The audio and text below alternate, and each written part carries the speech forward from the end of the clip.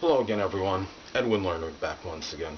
In this YouTube astrological segment, I'm going to be dissertating and talking about no fire in a natal horoscope. And when I say no fire, what I'm referring to is no planets in fire and the midheaven and ascendant not being in fire. So you have 12 influences not in fire. So one of the first things I look at, if somebody has no fire in their chart, there may be difficulty with the expression of exuberance, enthusiasm, that expansiveness, that optimism.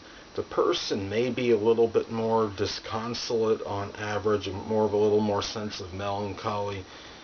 This person may have some difficulty in the get up and go, the initiative, the having that drive and passion. I just have one lone planet in fire in my natal chart. Well, it's my chart ruler, so it has a little significance. But anyway, it's my Venus in Leo. And somebody said to me one time, they said that I'm not enthusiastic. And I'm thinking, well, gee, is it that blatantly obvious? Now, people that have no fire in their chart may not necessarily be completely devoid of enthusiasm and exuberance, but it may be a little bit harder to express it and get that initiative and get that spark to get things going.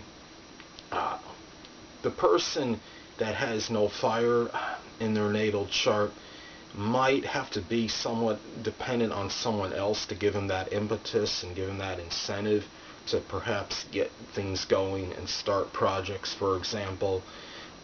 They could lead to some procrastination, because if you don't have that enthusiasm and exuberance, you have difficulty in bringing it out. It can lead to certain delays, I believe, in certain projects. The person may not be overly extroverted or gregarious that have no fire in their horoscope. It could.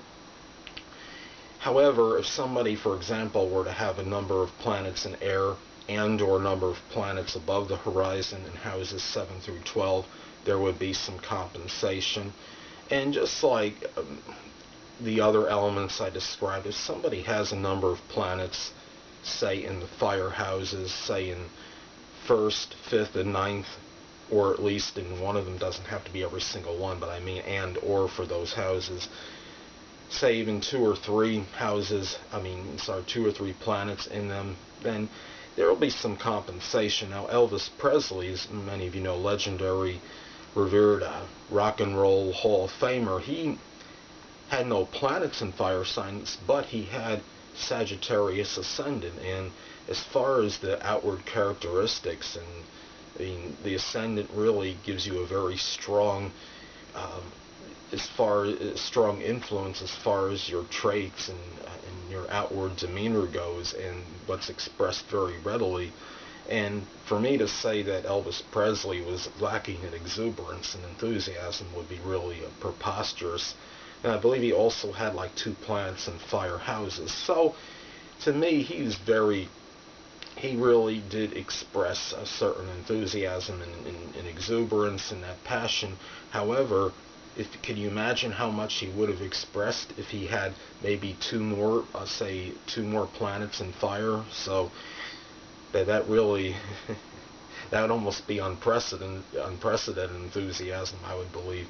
So it's important to take the whole chart into consideration. And just because somebody doesn't have fire and any major influence in their natal chart, it doesn't necessarily mean they're devoid of it completely, because most people are going to have at least 2 houses that have fire signs on them.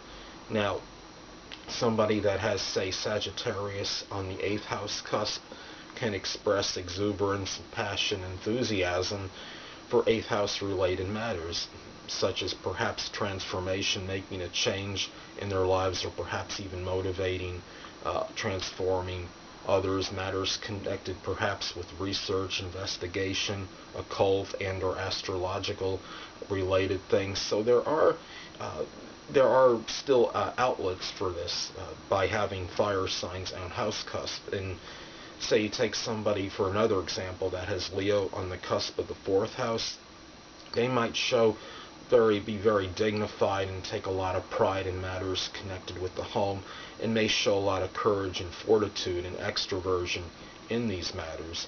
Now, say if somebody could also benefit through transits. Now, let's say somebody had Jupiter transiting their first house and conjunct their ascendant. Well, obviously during that period, that person could show a lot of expansiveness and optimism and be very upbeat during the transit of Jupiter conjoin their ascendant, or if it conjoined their sun. If Jupiter transited their ninth house, which would be the natural, which is a natural placement, of course, for Jupiter. So there are other outlets for this, and just because somebody has no fire in their planets or mid-MC or ascendant, it doesn't mean all hope is lost. Now, people, as far as the fire element in there, as far as their personality makeup or what have you.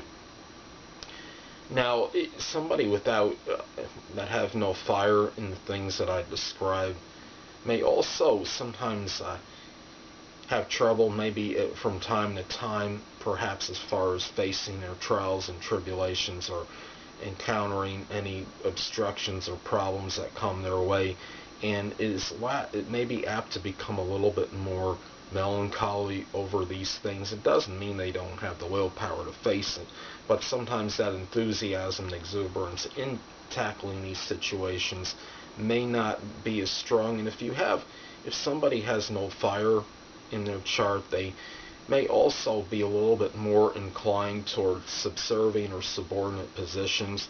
I'm sure there's people that have no fire, a number of people no fire in their chart they have management positions and so on and so forth. But I think when people have, say, a majority of their influences in fire, they would be more apt in as far as the leadership position, and they would kind of feel more of that natural compatibility and connection with it, is all that I'm saying.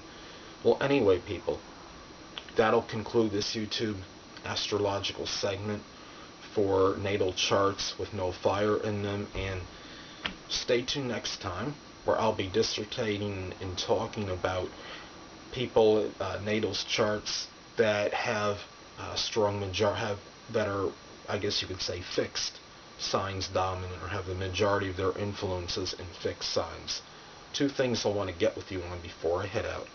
Firstly, the stars may impel, but do not compel. And secondly, never isolate any single astrological element, aspect, planetary placement, position, configuration, influence, or what have you, and make an analysis of a person, astrologically speaking, based on this alone, because a person astrologically is the sum of all their components in their natal chart, and not just one.